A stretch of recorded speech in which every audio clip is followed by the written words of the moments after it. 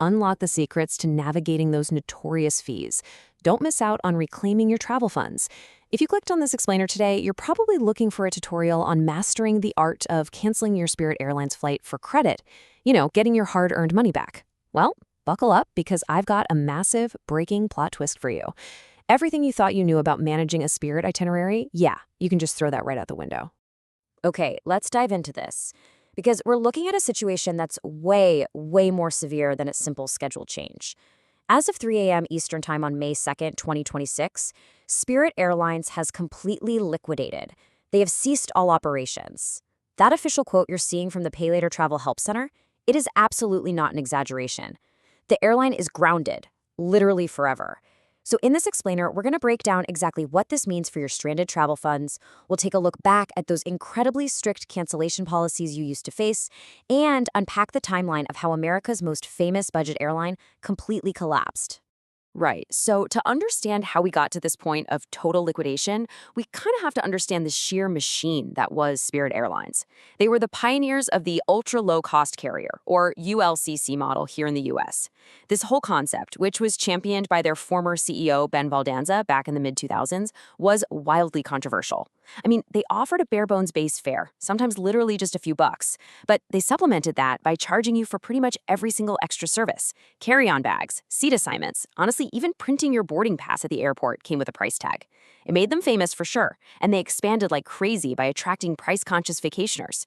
But, as we'll see, relying so heavily on those super tight margins and all that fee revenue, it left the airline incredibly vulnerable. Now, what's really interesting here is that despite their reputation for, nickel and diming, Spirit did actually have one pretty forgiving cancellation policy. Though, to be fair, they didn't really have a choice. Thanks to the DOT, they were mandated to offer a 24-hour grace period. Basically, if you caught a booking mistake or just completely changed your mind within 24 hours, you got a full cash refund back to your original credit card. The only catch was your flight had to be at least 7 days away. For savvy travelers, this was the ultimate get-out-of-jail-free card. But man, if you missed that window, that is exactly when the maze of fees truly kicked in. And this brilliantly illustrates the notoriously strict sliding scale of cancellation fees passengers used to face. Let's break it down. If you planned well in advance and canceled 60 or more days out, you paid nothing, free and clear. But drop into that 31 to 59-day window, boom, you're hit with a $69 fee. Between a week and a month out, that's $99.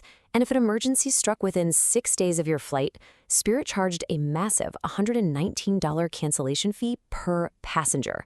I mean, think about it. When your original base fare was maybe just $39, a $119 fee meant your ticket was effectively worthless. And honestly, even when you thought you had all the math figured out, there were surprises. Take a look at this specific number, $22.99. We found this crazy anecdote from the Point Sky, where a traveler canceling their Spirit flight was inexplicably hit with this $22.99 charge, just vaguely labeled as non-refundable carrier fees. When they pressed the issue, Spirit's media team actually admitted this was a passenger usage charge that supposedly wasn't meant to be deducted on top of the cancellation fee. They literally called it a bug. It's just a perfect real-world example of the frustration and hidden friction people constantly dealt with when trying to get their money back. So let's say you did manage to navigate those fees. You were rarely walking away with actual cash. Instead, you were handed these highly restrictive digital vouchers. Depending on how you canceled, you got either a future travel credit or a reservation credit. And while the names sounded a bit different, the restrictions were identically strict. We're talking zero cash value, completely non-transferable, so no, you couldn't just pass it off to a friend or family member. It was strictly tied to the original passenger. Plus, if you just straight up missed your flight, according to their contract of carriage, that was a no-show, and you instantly forfeited the entire value of the fare. You had to play absolutely perfectly by their rules to keep your funds. Let's move on and see how this builds, because those passenger policies, they are officially a thing of the past. The rapid and frankly catastrophic financial downfall of this 131 aircraft airline was a long time coming. The writing was really on the wall starting in January 2024.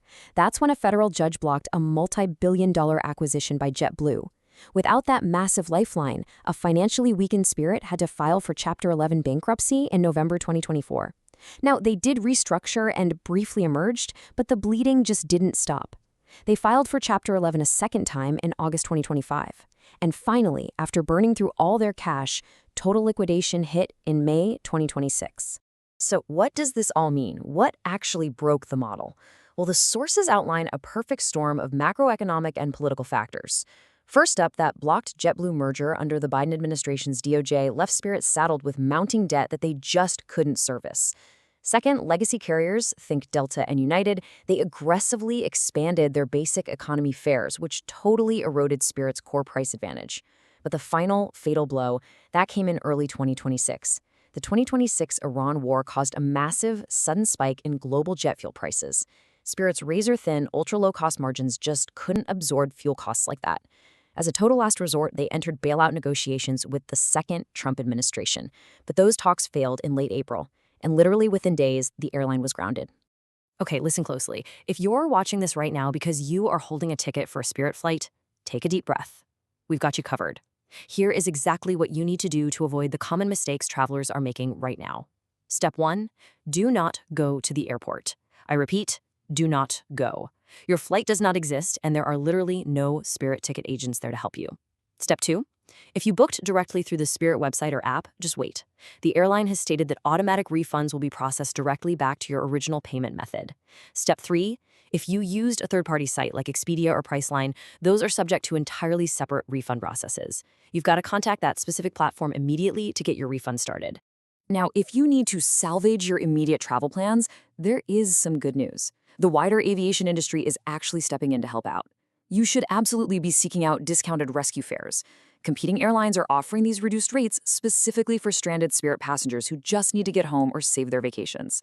While you're doing that, keep a hawk's eye on your credit card statements to make sure that direct refund actually posts. And look, if your third-party booking platform stalls out or if Spirit's automated system completely fails you, do not hesitate to dispute the charge with your bank for services not rendered.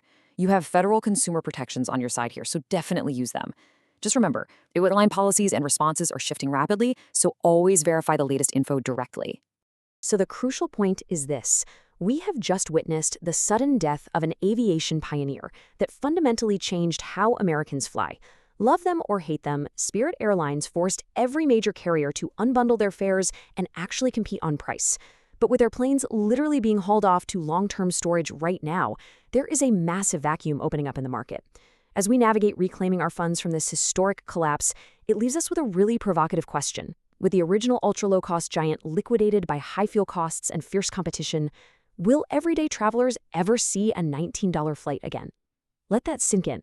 Thank you so much for joining me for this explainer, and hey, safe travels out there.